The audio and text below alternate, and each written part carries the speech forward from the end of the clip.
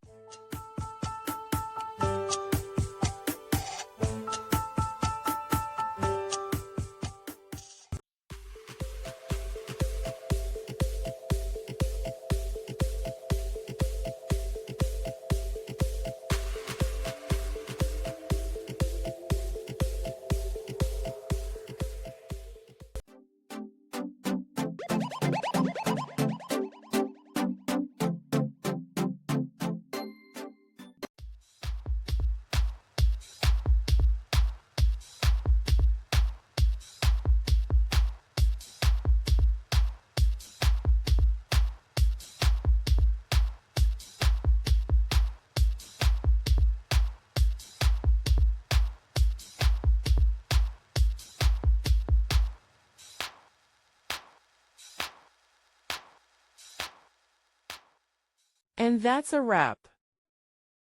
I hope you found the answer you were looking for. If you did, take a second to hit that subscribe button. It really helps out. And let me know in the comments which solution worked best for you. See you next time in the Debug Zone.